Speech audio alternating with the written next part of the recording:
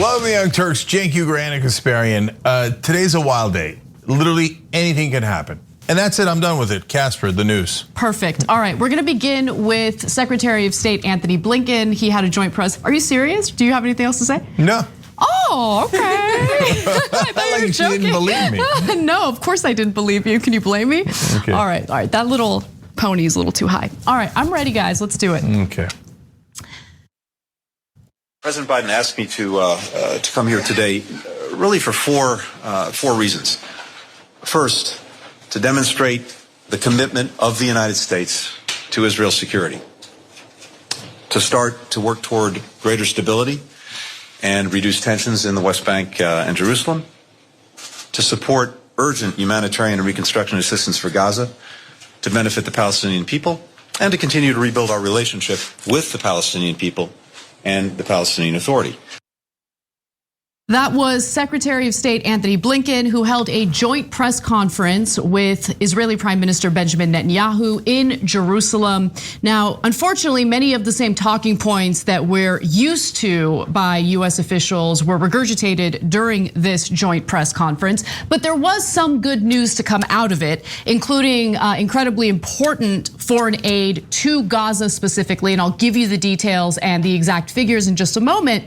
But there were certainly some talking points by Blinken in an attempt to draw these false equivalencies in regard to the level of violence on the Israeli side and the Palestinian side, and also when it comes to casualties. And it's just not equal at all. Here's what Blinken had to say. Intense behind the scenes diplomacy led by President Biden, working very closely with the Prime Minister, helped produce last week's ceasefire. Now we believe we must build on it. That starts with the recognition that losses on both sides were profound. Casualties are often reduced to numbers, but behind every number is an individual human being, a daughter, a son, a father, a mother, a grandparent, a best friend. And as the Talmud teaches, to lose a life is to lose the whole world, whether that life is Palestinian or Israeli. I underscored to the Prime Minister something that President Biden made crystal clear throughout the violence. The United States fully supports Israel's right to defend itself against attacks, such as the thousands of rockets fired by Hamas indiscriminately against Israeli civilians. So he specifically says that the casualties on both sides was profound. And, of course, doesn't offer any numbers, but indicates that the numbers are uneven. The numbers are uneven, but it doesn't matter. It doesn't matter that the numbers are uneven and that there was disproportionate force used on the Palestinians living in the Gaza Strip, because every person who dies has family. I agree. Every person who dies has family members. Every person who dies, it's a tragedy. It's a loss. I'm specifically talking about civilians here, but there were hundreds of deaths on the Palestinian side and a little over a dozen deaths on the Israeli side, and that's because the military capabilities are not the same. This is asymmetrical, and they leave that part out of the story, but. It's just frustrating to see the United States, even as the US media has started to evolve and shift the narrative to something that's a little more accurate. The US government has decided to continue on with their same narrative on this, which is pretty tragic because it gives you very little hope that things will change in terms of US foreign policy in the region. So they force us into nonsensical false equivalency conversations. Is every life precious? Of course. Did Israel act that way? No. Did the US act that way? No. So the 12 Israelis that lost their lives, it's an absolute tragedy. The 239 civilians lost on the Palestinian side is also a tragedy. It is simply a tragedy that is literally 20 times higher. So if you say no, the 12 Israeli lives are worth more than the 240 Palestinian lives, well, you're a racist. And you don't believe every life is precious, so spare me your nonsensical quoting of religious texts that started this in the first place. So now, the most important part of all of what Blinken said is, okay, we're gonna rebuild Gaza. Look, I get it. No, you're not. Shut up. You know how you rebuild Gaza? You free them. And that doesn't mean, oh, we kind of stopped occupying them, but we made it an open air prison because they can't control their borders. They can't really govern themselves. The West Bank can't govern themselves at all. They're dirty Palestinians who obviously should be occupied decade after decade after decade because they're too violent. So spare me your nonsense quotes from religious texts. That's, again, that part of the problem to begin with, okay? But the most important thing is, okay, we bomb it, we rebuild it, we bomb it, we rebuild it. But are you ever going to free the prisoners? And by the prisoners, I don't mean the hundreds of people that Israel is rounding up right now for daring to dissent with them within Israel. That's also happening in a so-called democracy. But now Blinken says, no, we're not going to give any money that is going to get directed to Hamas because Hamas is a bunch of terrorists. Hamas is a bunch of terrorists because they kill civilians. Let's go through this one more time. But Israel killed 20 times the civilians. Well, they didn't mean it. They really suck at their military. They're just, oops, and we killed all the civilians again. Just like last time when we killed thousands of civilians, our military sucks and doesn't know what it's doing. And it's also the best in the world. Did you know what you were doing and intentionally kill those civilians, which would definitely make you a terrorist? Or do you have one of the most incompetent militaries the world has ever seen? No, you knew what you were doing. You say, well, I'm kind of throwing rockets in the direction of possibly Hamas. And by the way, the government is Hamas. So I can call anyone Hamas inside Gaza Strip pretty much. And so, and then I happen to kill all those civilians, golly gee. No, I'm tired of the wordplay. And then they say, okay, Hamas is terrorist because they killed, one of the 12 killed was an Israeli soldier. No, the definition of whatever fake definition we had of terrorism was killing civilians, not soldiers. In the middle of an armed conflict, killing soldiers is not terrorism, it's the conflict itself. And then Israel turns around and goes, we murdered a bunch of Hamas terrorists, they're military fighters. By the way, and that's part of conflict. They say the same thing, same standard, right? But then they say, we also killed their political leaders. Now imagine if Hamas had killed Netanyahu. Oh, the terrorist, right? We're not going to give you any money that's going to go to the terrorists. But they run the post office. They run the medical buildings. They run, you know why? Because they run the government. You know why? Because they won an election. Well, no, that doesn't count because we don't like, they kill civilians. But you killed 20 times. It doesn't matter, propaganda. Those are by definition Muslim, dirty Muslim terrorists. And Israelis are beloved, knighted statesmen in a so-called democracy. So I don't know where the hell the money's going to go, but Hamas runs the government in Gaza, whatever little there is of it. And so the money's gonna go towards, it's gonna go to stupid allies that will do whatever Israel and America tells them to do. Let's get real about that. If you're not sending it to Hamas, you're gonna send it to lackeys who are gonna find a way to get it to, whoever is considered safe enough. In other words, won't raise their head in rebellion as the imprisonment of millions of people continues decades on end. This is the carrot strategy for regime change. That's what they want. I mean, I think it's pretty clear. I'll give you the details. So this is the second graphic here. Blinken announced nearly $40 million in aid to the Palestinians, including $5.5 million in emergency assistance for Gaza. That brings the US assistance to the Palestinians under the Biden administration to over $360 million after the Trump administration had cut off nearly all assistance to them. Now, the Associated Press continues to write that the United States is trying to bolster Abbas, meaning Mahmoud Abbas, who's, politician for Palestinians, who was sidelined by recent events in his rivalry with Hamas and on the international stage. Abbas heads the internationally backed Palestinian Authority, which administers parts of the occupied West Bank, but whose forces were driven from Gaza when Hamas seized power there in 2007. So, I mean, you can kind of read between the lines there. This is an attempt to, push for regime change through financing. I think that there's a possibility it could help Palestinians, but at the heart of what the US is trying to do is essentially minimize the power of Hamas. I don't know how that's gonna end up. I don't think that this ongoing violence is going to just completely stop. Yes, there's a ceasefire right now, but I think the statement from Benjamin Netanyahu during this press conference is telling because he doesn't hide anything. He's very transparent about what he's demanding here. And before we go to the video, I want to read this quote where Netanyahu spoke of building economic growth in the occupied West Bank, but said there will be no peace until the Palestinians recognize Israel as a Jewish state. Okay, so let's stop for a second. Recognize Israel as a Jewish state. So what happens to the Palestinian citizens of Israel? What happens to them? What does that mean?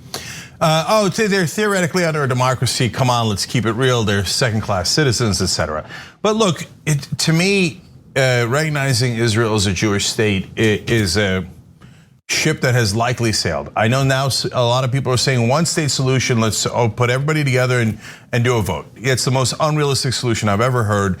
Whether you think it's morally right or not, it doesn't really matter because there is a 0% chance that the Israelis would ever agree to it. Not just the right-wing government of Israel, but any government of Israel. So let's move on to productive things. Let's get to 2 states. I don't really care what Israel calls itself, as long as the Palestinians actually have their own government. And to Mahmoud Abbas, I was hopeful about his leadership when he first came in. He seemed less radical than the former head of the PLO, Arafat, and it looked like he was working on a peace deal, and I was hopeful about that. Obviously, Yitzhak Rabin got assassinated by an Israeli terrorist, and it was unfortunately the most successful act of terrorism that I've ever seen in my lifetime.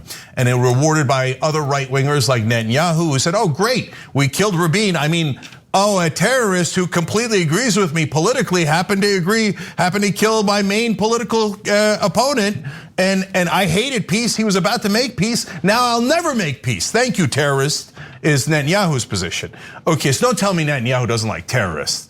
Okay, and by the way, who started Hamas? Israel started Hamas. They thought it was a great idea to split the PLO. Oops. And so by the way, who funded the Mujahideen that turned into the Taliban and Al Qaeda in Afghanistan? We did, America did. Oops, oops, oops, oops. Okay, here's a simpler solution. Stop imprisoning millions of people. End the occupation today. I see all over social media, oh no, but Cenk, the Palestinians didn't agree to the peace deals we wanted where we would have taken most of their land. So we did not release the prisoners because the prisoners did not know their role and their place. Release the goddamn prisoners, okay? They're all prisoners, you are occupying them. And occupation is not in any way democratic. All right, anyways, the US, guys, let's give up on the mirage that US is neutral. Blinken goes to Israel to do propaganda on behalf of Israel. And last part of that is, the money that they gave to the West Bank, I'll give them credit, was a brilliant piece of strategy. And what they did was they funded people like Mahmoud Abbas and the Palestinian Authority until they became compliant, because they didn't want the money to stop. So the West Bank is under control because they have leadership that is under control. And is not gonna push for a peace deal, it's not gonna push for anything. They're totally compliant. And that's what Blinken went to do in the Gaza Strip. The Palestinians should know when they are conquered. We will now fund other people in Gaza and try to make them as compliant as Mahmoud Abbas is, so the Palestinians will never have a state. That's what happened yesterday. All right, well, let's move on to our next story, because during that joint press conference, Netanyahu made sure to slip in some talking points regarding Iran that I think is worth discussing. Israeli Prime Minister Benjamin Netanyahu urged the United States government to avoid diplomatic negotiations with Iran in regard to re-entering the Iran nuclear deal. Here's what he had to say. The second point is naturally is Iran. We discussed many regional issues, but none is greater than Iran. And I can tell you that I hope that the United States will not go back to the old JCPOA, because we believe that that deal paves the way for Iran to have an arsenal of nuclear weapons with international legitimacy. We also iterated that whatever happens, Israel will always reserve the right to defend itself against a regime committed to our destruction, committed to getting the weapons of mass destruction for that end. So let me be clear about something. What Benjamin Netanyahu said in that statement regarding the JCPOA and how it allowed for Iran to develop nuclear weapons was a lie. It was a brazen, absolute lie. The JCPOA was a nuclear deal that was not just between the United States and Iran, but between the United States and several other countries, European countries. It had the ability for these countries to go into Iran and do checks to ensure that they were not enriching uranium or developing nuclear weapons. Now, Iran has not been happy with that deal, which of course Donald Trump pulled out of during his administration and then implemented crippling sanctions that have only hurt the people of Iran. What Netanyahu wanted and what other conservative critics of the Iran nuclear deal wanted was a way to cripple Iran further and prevent them from developing or having missiles, for instance. Now, the Iran nuclear deal was about nuclear weapons. It wasn't about any other military capability, but it was an important deal because it allowed for, again, people to go in and ensure that Iran was not developing nuclear weapons. It also lifted sanctions that were previously implemented on Iran, which were helpful because those sanctions, even though people think that it's not a form of war, it absolutely is a form of war. It has hurt the Iranian people during this pandemic where they're unable to get medical supplies. The economy is so disastrous as a result that literal doctors and healthcare workers are fleeing the country because it's untenable. The situation is untenable. The people of Iran are suffering over what Donald Trump did. And Biden said he would re-enter the Iran nuclear deal, but he has failed to do that. In fact, there's no indication that he's even willing to negotiate with Iran at this point. So he lied during his campaign about it, got elected as president. I don't know where Biden is. I mean, look, when conservatives talk about Sleepy Joe, there's a little bit of credibility there. Where's Joe Biden? What is he doing? What happened to his infrastructure bill? What happened to the American Families Plan? What is Joe Biden up to? He didn't want to weigh in on Israeli aggression toward the Palestinians in Gaza. But he was forced to because there was so much backlash as a result of the US government's silence on the matter. No, this is insane. And the fact that we're listening to the Israeli prime minister, a right-wing authoritarian who just brazenly lied during that press conference is honestly embarrassing. Embarrassing as an American, absolutely embarrassing. Okay, so number one, we have no courage at all in the US and besides which we agree with the right-wing government of Israel. So if Blinken was a man of courage, he would stop in the middle and go, I've just got to correct the record here. The prime minister must have misspoken there because Iran did not develop any weapons while the deal was in place. And in fact, we took all of their uranium out of the country and the deal worked brilliantly and involved the entire world, including not only European countries, but Russia and China. So I'm sure that the prime minister must have misspoke because he probably couldn't be that ignorant. Now, you would never add the last part, I get it, he's a diplomat, right? But he can at least use diplomatic languages like misspoke, is not correct, etc. Nope, just sits there. Oh, yes, sir, absolutely. The deal, my president, Joe Biden, remember he was part of the Obama-Biden team that signed that deal. The deal that my boss signed, you're right, just lie about it, just go ahead. Oh, it was terrible, oh yeah, they built weapons during it. We're the most powerful country? We don't look like the most powerful country. Netanyahu looks way more powerful than us. He tells us what to do. I mean. Okay, so don't get it twisted on anything else. It's true. Netanyahu is the equivalent of Dick Cheney and Donald Trump. He is viciously right-wing. He's a complete warmonger. And in that press conference, he's for the billionth time in a row trying to start a war with Iran, which, by the way, he doesn't want to fight. It's easy for him to bomb Palestinians. They have no defense. You just kill, right? No problem. A warmonger coward like Netanyahu is happy to do that, right? Oh, Iran has capabilities. That'd be a serious war. Hey, America, fight this for us. No, the answer is no. But my answer is no. The American people's answer is no. Republican voters hate the idea. Democratic voters hate the idea. Independents hate the idea. But our politicians, they're 50-50 on it. So Biden, you said it was terrible that Trump came out of the Iran deal. Was it terrible or was it not? How many years are we going to go into your administration before you enter a perfectly good deal that you negotiated in the first place? No, but you didn't get orders from Israel. No, you're not allowed to say that, Cenk. You're not allowed to say that that Israel is giving America orders. Guys, open your eyes. It's super obvious. This doesn't have anything to do with religion, okay? And we also get orders from Saudi Arabia. Saudi Arabia says, I butchered that guy, cut his head off, I cut his limbs off, I stuffed him in a suitcase. And we go, yes, sir, thank you, sir, yes, sir. And we're the most powerful? It seems like Mohammed bin Salman and Netanyahu are the most powerful people in the world. And I mean, Trump took orders from Erdogan, Turkish leader of. Erdogan calls him up and says, get the hell out of northern Syria, you dog. And Trump goes, do I get any money? Do I get any money? I get money, I get yes, Erdogan, yes, Erdogan. And he runs like a dog. Who's the most powerful? Do we look powerful? We taking orders from Erdogan, bin Salman, and Netanyahu. No, I don't want to start wars for them. I don't want to start war. I don't want Americans to die. I don't want you to waste our money. And one more thing, I am so sick of the lie of the Palestinians don't want Israel to exist. Hamas has that in their charter. They have said before that they would take it out if there was a peace deal, which is, and of course, the Palestinian Authority has already said that of course Israel has the right to exist. But that's not the point, guys. There is one country preventing another country from existing. It's right in front of your eyes. Israel will not allow Palestine to exist. They occupy the Palestinians. Then they have the nerve to say, can you believe they don't want us to exist?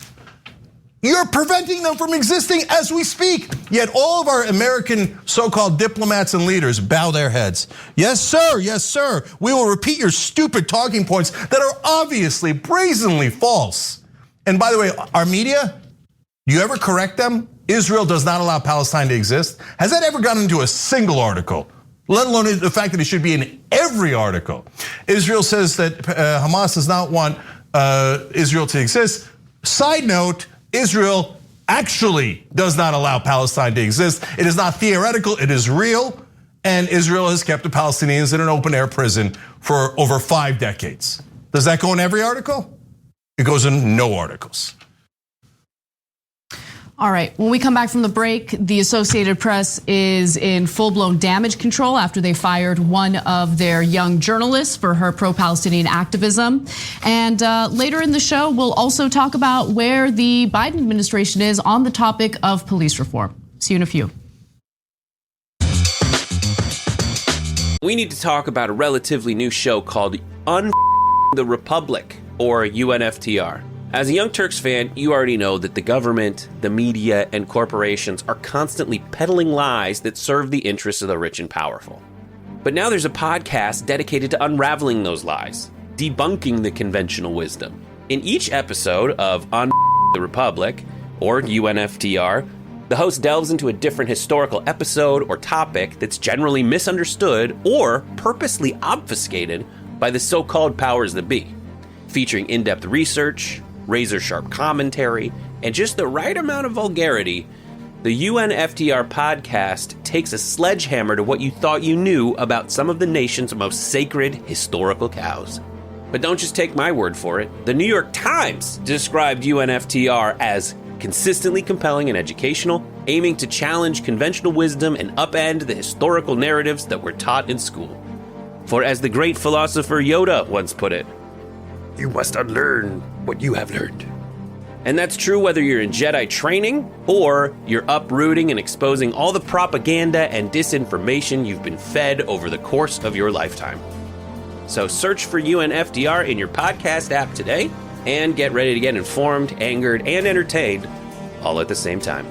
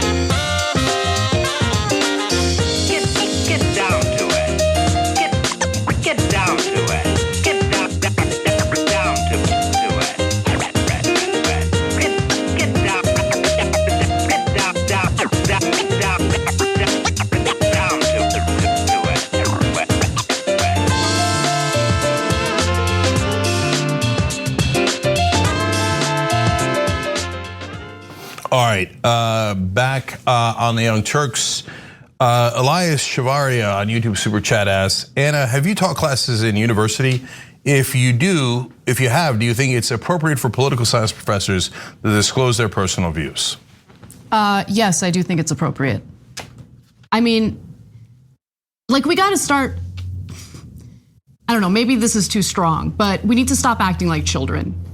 Humans have thoughts, they have beliefs, they have principles, they have values. That includes journalists, that includes professors, and pretending as if we're like these robots that don't have beliefs is ridiculous.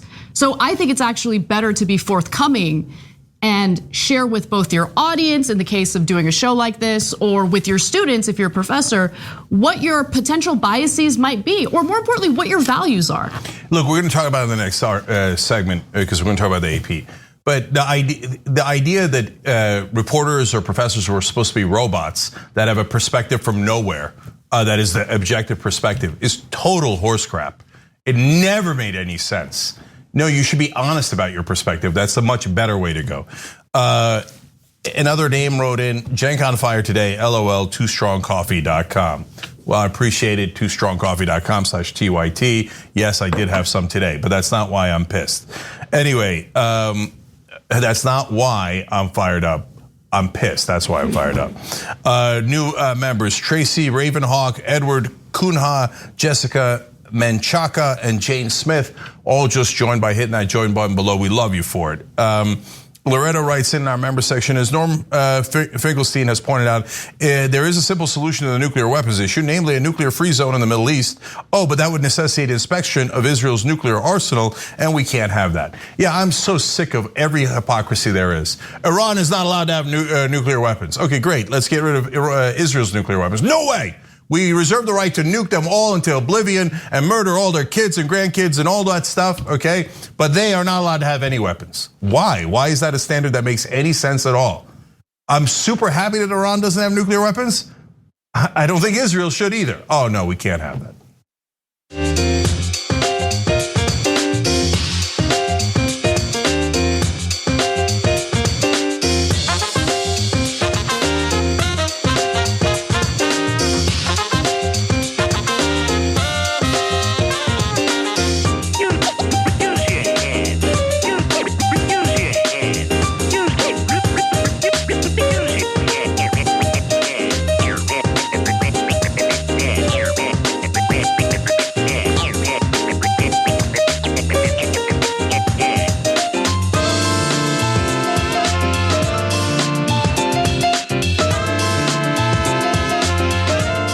Back on the Young Turks, Cenk and Anna with you. More news. Following its ouster of journalist Emily Wilder over her pro-Palestinian activism while she was a college student, the Associated Press is now engaging in some damage control, especially among its writers and staff who found the fact that she was fired questionable to say the least. So the editors over at the Associated Press sent a memo over to their staff and they say, look, we hear you guys, you have a voice. I'm gonna read you a few excerpts from that memo and give you some more details. So they write to the staff, we don't discuss personnel matters publicly, but please know that our recent decision to dismiss a member of the staff was a difficult one. We did not make it lightly. Much of the coverage and commentary does not accurately portray what took place. Now, you would think that if they're gonna make a claim like that, maybe they're gonna get a little more specific, right? Maybe they're going to clear the air, provide some more details as to why this 22-year-old Jewish journalist, by the way, was fired for a smear campaign that the right wing amplified. But no, they didn't do that. They did say, though, we emphatically do not believe there is a widespread problem of opinion and bias being expressed online by news staff. In the rare instance when a problem does arise, they write, we take great care to examine the circumstances in detail. Now, if they had taken the time to examine the circumstances in great detail in this particular case, then maybe they would have been aware of how this was a right-wing smear campaign directed toward a 22-year-old journalist. But I would argue they didn't do that before they made their decision to fire her. And they finally say that the Associated Press is in the business of fact-based journalism. Is it? It is who we are. We have these values to ensure we maintain our position as an unbiased source of information and to protect our journalists so they can cover the news in all parts of the world. Just make sure, though, that you don't ever participate in any type of activism, either in college or in any time in your life, because if the right wing decides to point that out as part of a smear campaign, then we'll fire you. So let's be clear about a couple of things. First of all, I know how hard it is to be an employer, and sometimes ex-employees lie about you, and then they say, well, no, you can't say anything about me, okay? Because I'll, they have a number of threats against you in situations like that. This is not one of those situations, okay? Emily Wilder is saying, you can release all my personal files, I don't mind. I'm asking you, what did I do wrong? And you won't answer me. So she's not saying I'm blaming you. She's not lying about you. You appear to be lying about her. So she's saying, can you please just tell me what the hell you fired me for? Because you say that it wasn't for what I did in college. It was what I did as a journalist at the AP. But I only wrote stories about Phoenix. I covered Phoenix, Arizona. Yep. I didn't cover the Israeli-Palestinian issue. So what did I do wrong?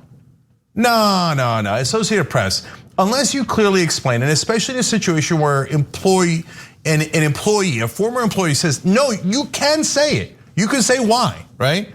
I'm not gonna sue you, I'm not, whatever it is, right? But say why, right? And then you say, no, I'm not gonna tell you. Nah, that means that you're very, very likely lying. So don't give me this BS about fact-based journalism when you won't put up. So would the Associated Press stand for it? If, let's say, Russia Today said, oh, we fired someone and it looked like it's because they disagreed with Putin, but so we're not gonna tell you why. But trust us, it wasn't because they disagreed with Putin. Would the Associated Press trust them? Would they just leave it be? Or would they do follow-up questions and go, can you show us the evidence? Can you show us the evidence? Can you show us the evidence? Now the AP doesn't show us the evidence, so my job is not only to present the news with Anna, but to give analysis and perspective. And my analysis is, you appear to be lying.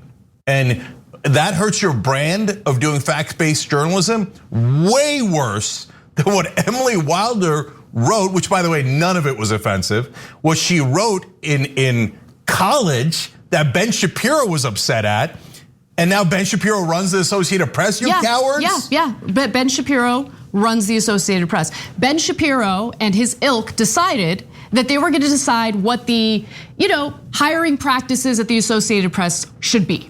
So they all get together. It's always, look, the right wing is it's a well-oiled machine in regard to these smear campaigns. And so they decided, okay, our next target is a 22-year-old Jewish journalist. She's Jewish. They're accusing her of anti-Semitism. They're accusing her not of Associated Press. Jake, let me finish my point, damn it.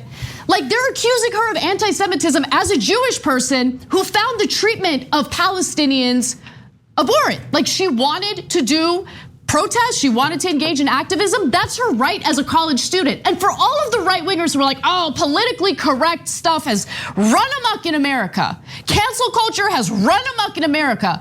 The right wing is, at this point, they're the leaders of cancel culture. They're obsessed with destroying people's careers over whatever activism they engaged in that they happen to disagree with. Who the hell is At TYT, we frequently talk about all the ways that big tech companies are taking control of our online lives, constantly monitoring us and storing and selling our data. But that doesn't mean we have to let them. It's possible to stay anonymous online and hide your data from the prying eyes of big tech. And one of the best ways is with ExpressVPN. ExpressVPN hides your IP address, making your active ID more difficult to trace and sell to advertisers. ExpressVPN also encrypts 100% of your network data to protect you from eavesdroppers and cyber criminals. And it's also easy to install. A single mouse click protects all your devices. But listen, guys, this is important. ExpressVPN is rated #1 by CNET and Wired magazine. So take back control of your life online and secure your data with a top VPN solution available, ExpressVPN. And if you go to expressvpn.com/TYT, you can get 3 extra months for free with this exclusive link just for TYT fans. That's expressvpn.com/TYT. Check it out today. Ben Shapiro to tell any news organization who they should or should not employ?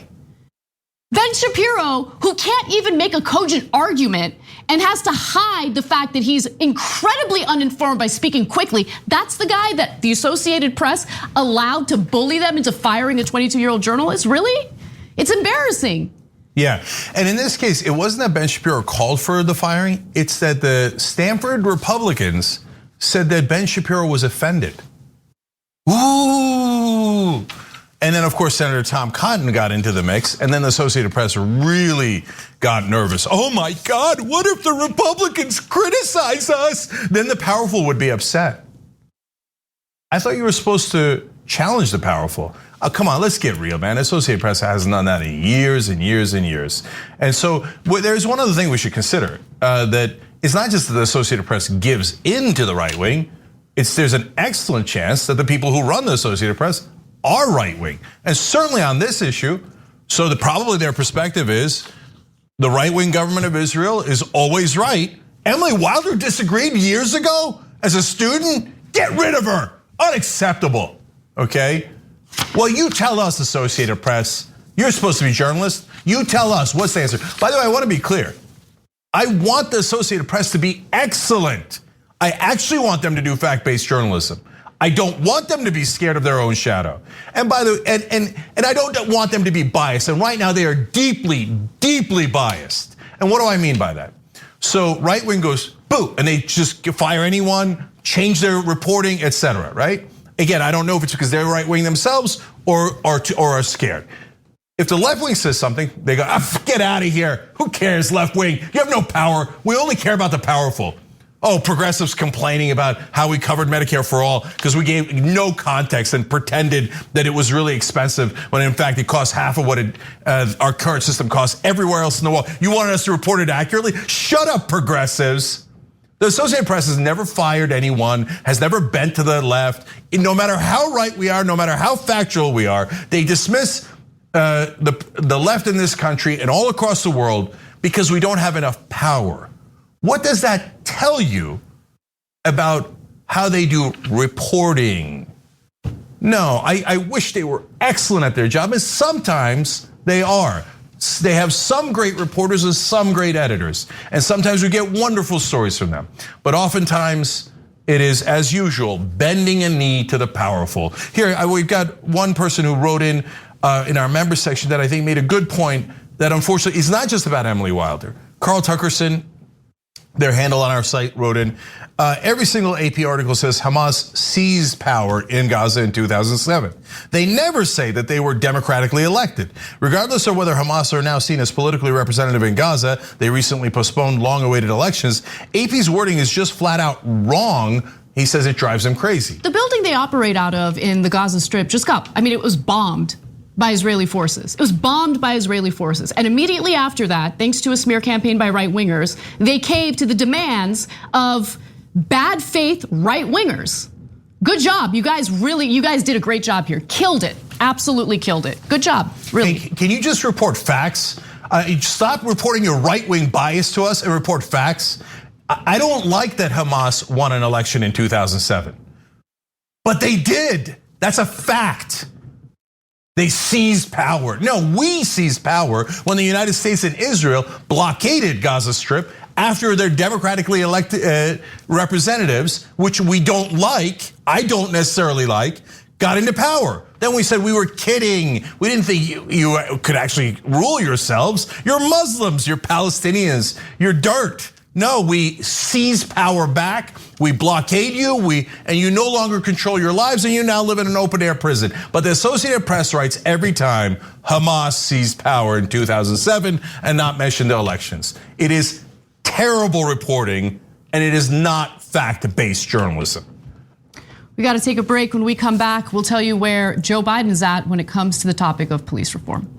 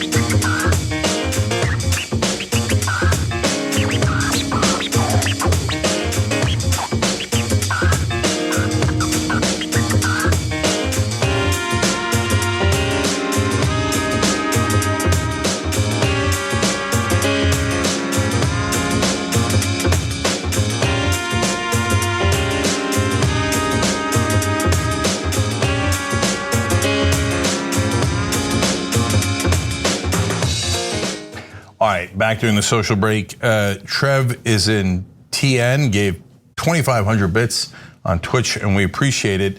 Makes the show possible. Sorkin Dragon gave 500 bits. Says, just like the war on drugs, funding both sides of the conflict. British 32 wrote in on YouTube Super Chat. Hi, TYT, enjoying great combo again. If you want a US diplomat to say something good or bad, all you have to do is pay money via Super PAC to them. By the way, Biden isn't president, but Manchin is, because Biden doesn't have a spine to lead. All that is relatively true. Maybe we should just use Rebellion PAC to just give campaign contributions or enough of them through dark money, and we just buy the president. You know, maybe we're just wasting our time. Let's just collect enough money and go legally bribe, Biden and Kamala Harris to do whatever the hell we want, instead of having them do whatever the hell corporations want. I mean, all of our politicians are for sale, so you're not wrong, British 32. Parker writes in, watching clips of Biden administration speak about Israel-Palestine the past 2 weeks has been nauseating. How are progressive Dems supposed to get excited for 2022? Well, there is no answer to that. They're gonna get killed in 2022 because they're not gonna do anything. I hope that's not the case, but that's where we're headed right now. Paulo Emmanuel Tavares wrote in, damn it, Cenk, let her finish. All right, he was kidding, and we heated on the show, as you know. We do a different kind of show. It is what it is. Christy Krog just joined, so did Stellar Vision, so did Fallon Dombrowski, Real Talk on Being Black in America. All hit the join button below. We love you guys for it. We're gonna do this show together. We're gonna be honest with you guys, unlike the rest of the media, and we're gonna change the country together. Captain Pollywog Vanderbeef, which is a hilarious handle, just joined as well, and Lenny Gomez. So thank you guys, appreciate it. And all right, let me give you guys some programming updates. Woznia is on tonight and tomorrow night at 10 o'clock Eastern. That's Wozni Lambre. It's on twitch.tv/TYT. Woz is so raw and honest. That show is awesome. So make sure you check that out. He's not playing. Speaking of people not playing, Dr. Richie's on the conversation. He's got exciting news to share. And he's on with Anna Thursday, May 27th. So make sure you check that out at 8:30 p.m. Eastern on that day. And then don't forget, guys, Twitch pitch. So we want you guys to be our next stars. Go to tyt.com/Twitch pitch. Gives you a quick explanation of how you send in a video so you could be one of our hosts. We are of the people, by the people, and for the people, and we mean it. tyt.com/Twitch pitch. Come be a part of the Young Turks. All right, love you guys. We'll be back.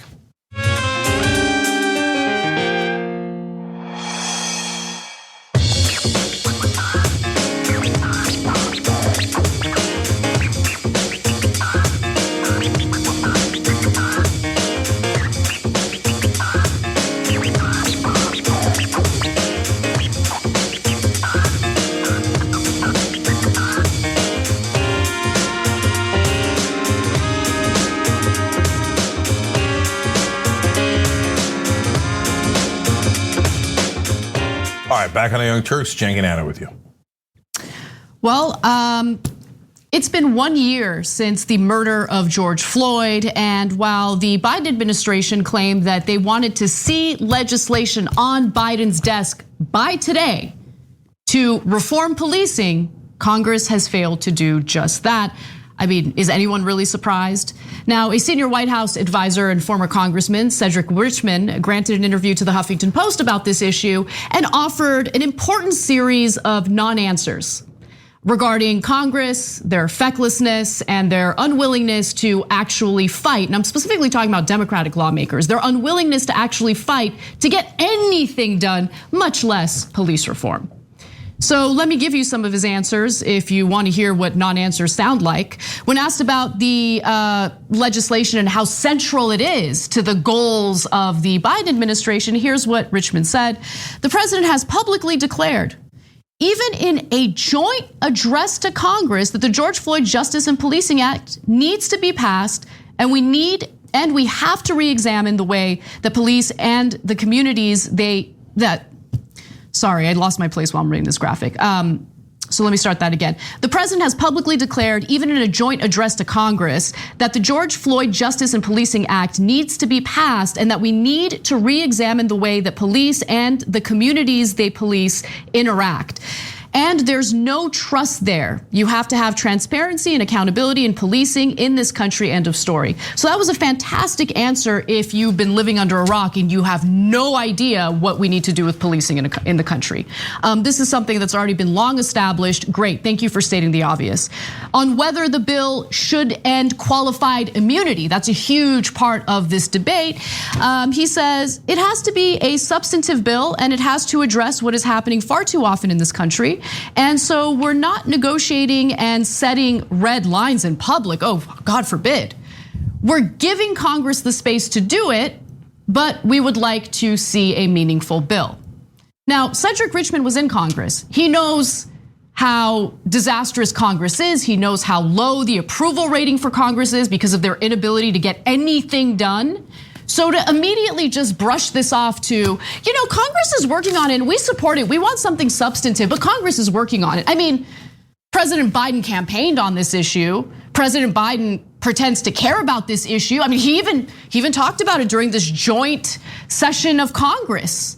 But when it comes to actually fighting for it, nah. We'll leave it to Congress, where we know that it'll just languish and honestly, nothing will come of it. That's what the truth is. That's what the truth is. There will not be any police reform on a federal level. In fact, let me do more predictions. There will not be an infrastructure bill. There will not be an American Families Plan bill passed either. Period. Where's Joe Biden? Where is Joe Biden? Is he fighting for these things?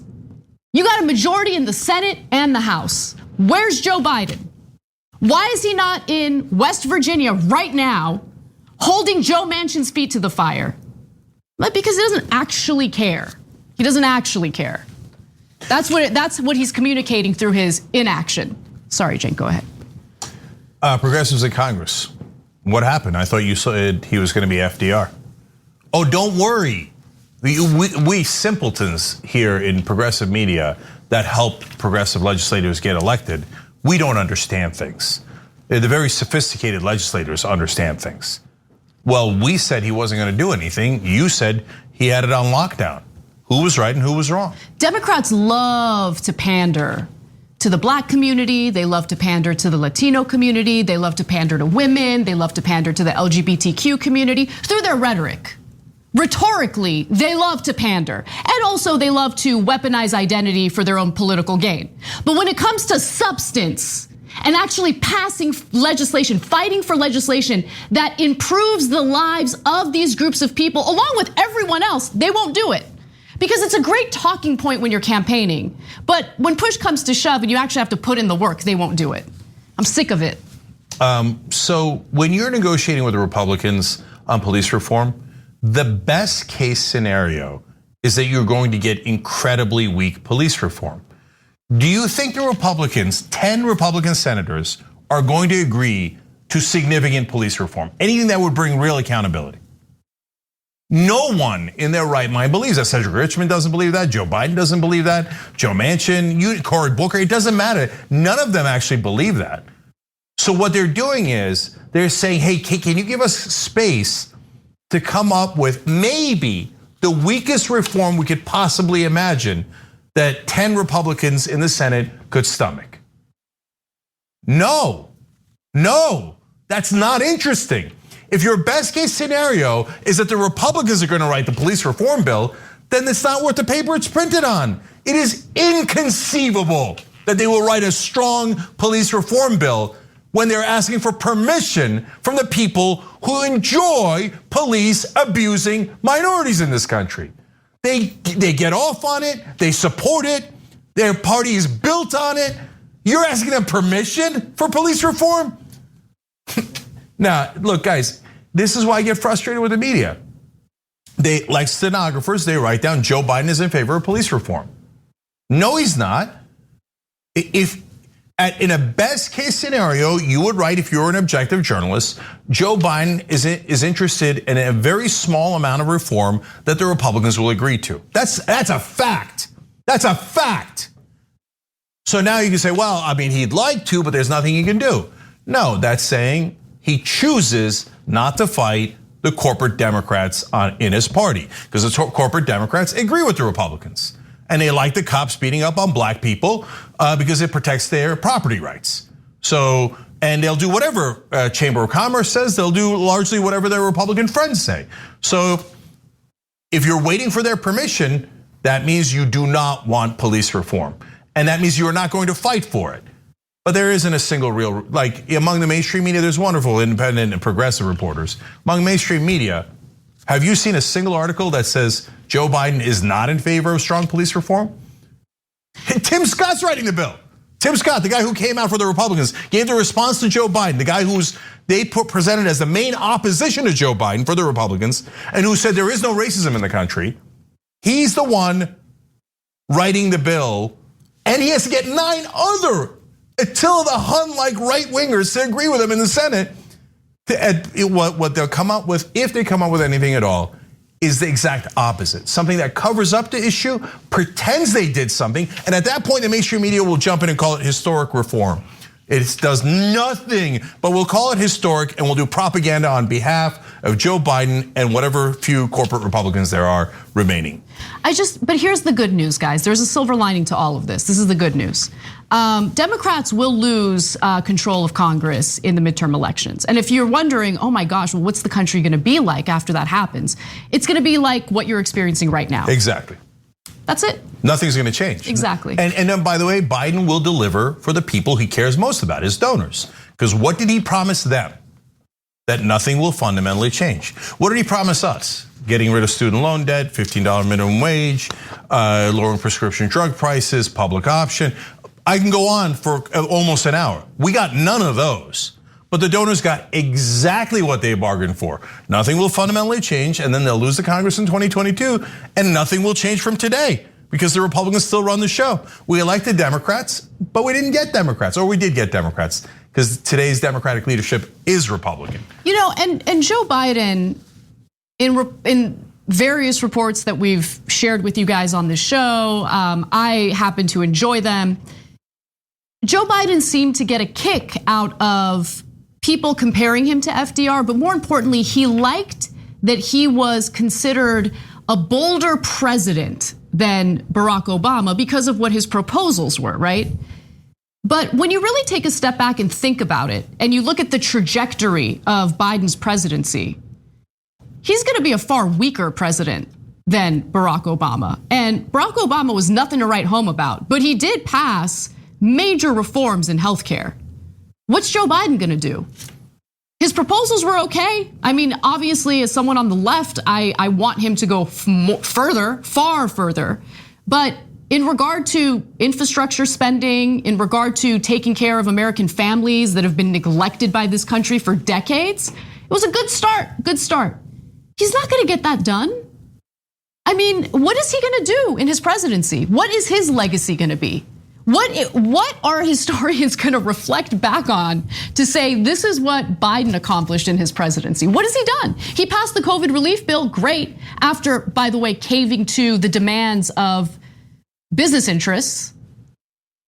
I mean, the Chamber of Commerce certainly had more of a say than the American people did when it came to that piece of legislation. But other than that, I mean, I don't see a bright future for these so-called bold policies that he's proposed. I don't see him fighting for it. And the fact that he's not fighting for it, honestly, it just messages to people like me that he doesn't really care. You gotta show that you care, and his actions don't prove that out. All right, and last thing on this is I can't stand the extremes on the two sides either. One extreme is the right wing or idiotic people who say, oh, don't vote, jump off a cliff, it'll be better. I don't know what their alternatives. I don't have an alternative. I don't need an alternative. My hair's on fire. And they go, oh yeah? You see what happens if you vote for Biden? How would Trump have been better? Would Trump have done amazing police reform and made sure to protect black people in this country from police? Are you insane? Would he have done student debt cancellation? Would he have done the public option? Would he have done any of those things? Are you insane? So don't come here telling me, oh yeah, but that shows we should have voted for Trump.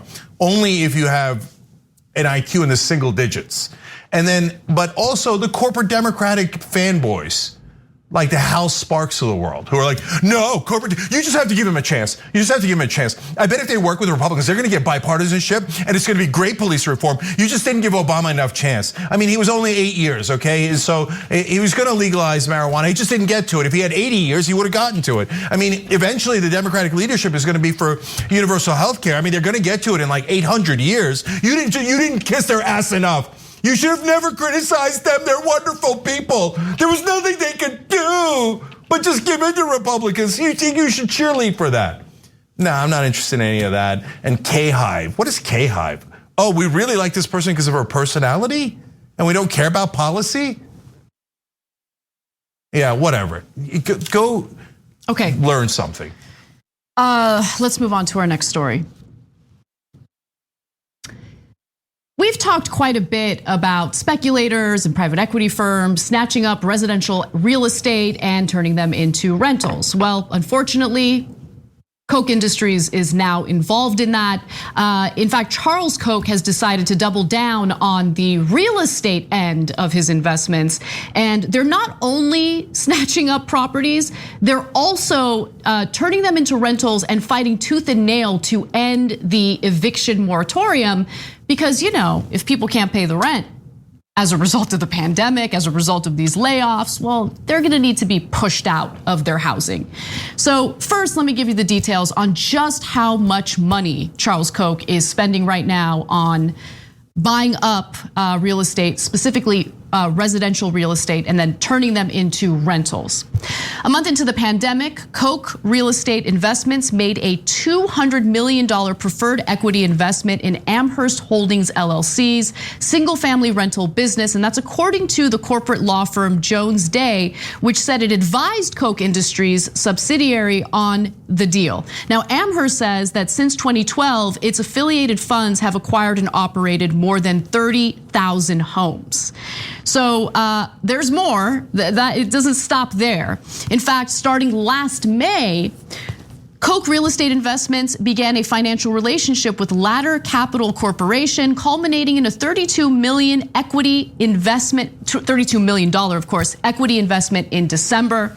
And Koch also is making a point to buy up some of the more struggling properties, maybe a development that went bankrupt and was unfinished. One example of that is a Las Vegas property that he spent $350 million on.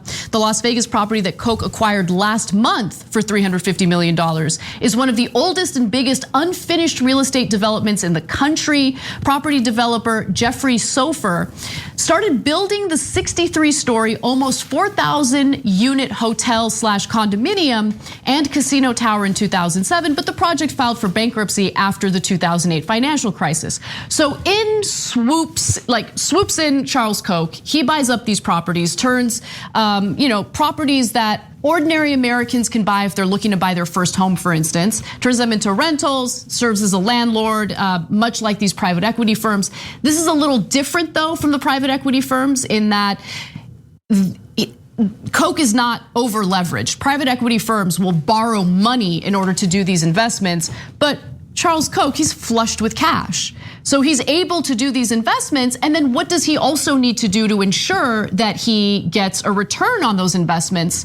He's got to be able to treat these renters like absolute crap and evict them the second they're unable to pay their rent.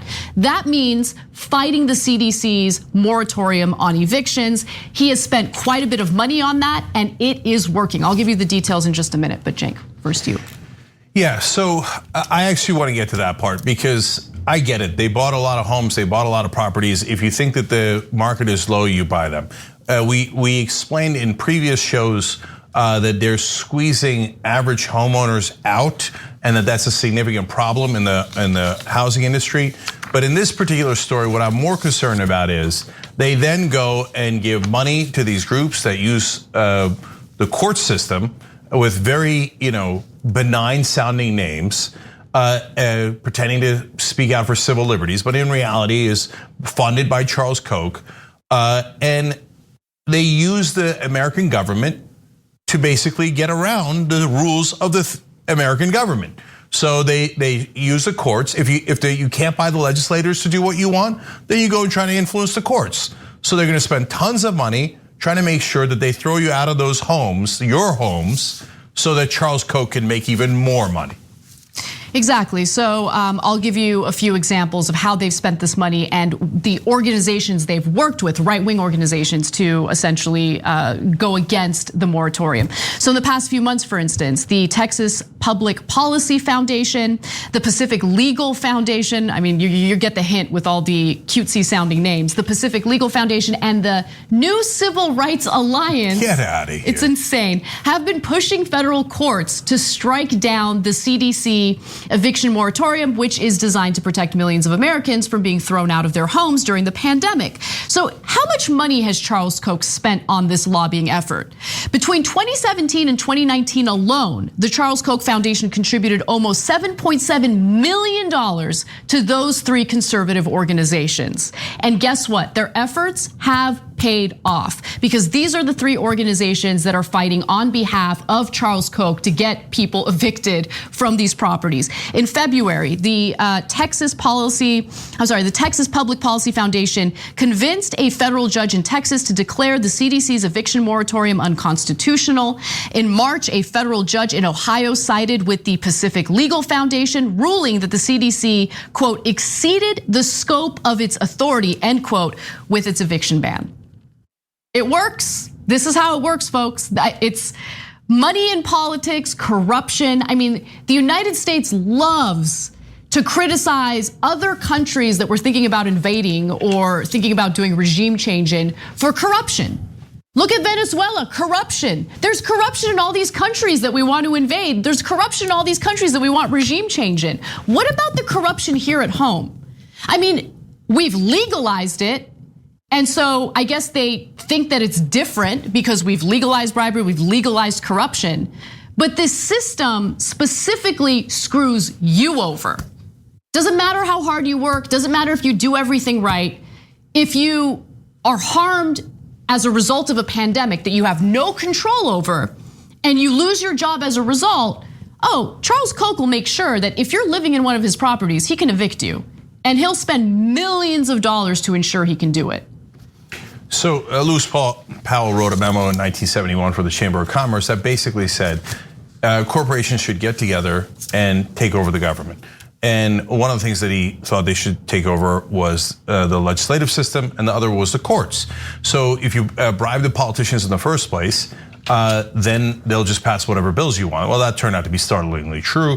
The bribes are now called campaign contributions. But if that doesn't work, you could just use the court system. And in fact, Nixon then put him on the Supreme Court, and Lewis Powell declared that corporations could give money to politicians, which allows them to bribe the legislators in the first place. But if all of that fails, then you go spend money to go back into the courts and sue with all your resources until you convince a judge in Texas that in fact, people should be thrown out of their homes no matter what, right? And so now if you think about the $7.7 million he put into those legal organizations, that sounds like a lot of money. It isn't if you have hundreds of millions of dollars on the line or if you have billions of dollars on the line. Then it's a very small investment to make more money on the back end through the evictions.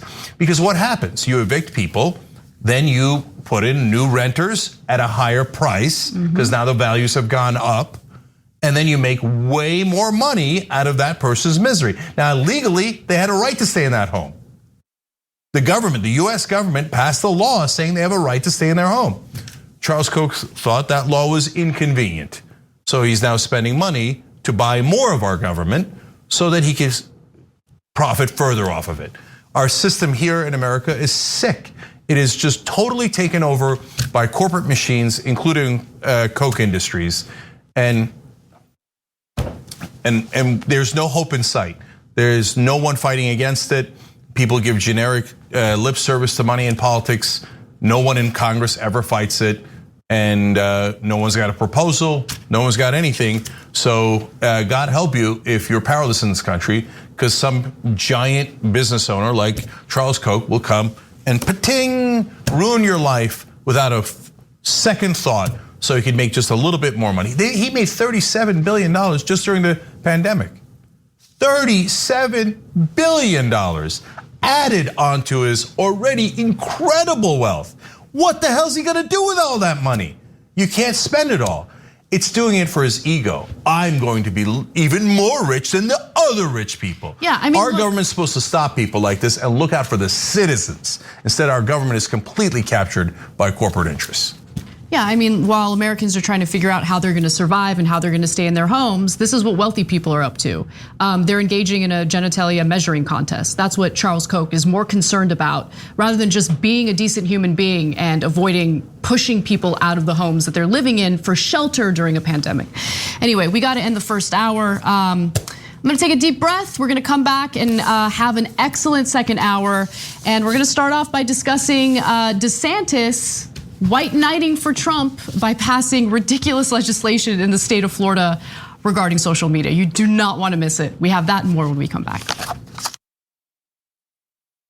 Thanks for listening to the full episode of The Young Turks. Support our work, listen ad-free, access members-only bonus content, and more by subscribing to Apple Podcasts at apple.co/TYT. I'm your host, Cenk Uygur, and I'll see you soon.